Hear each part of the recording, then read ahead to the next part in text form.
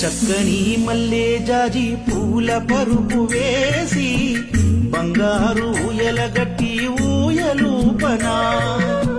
పన్నీట చందనాల విభూదులే చేర్చి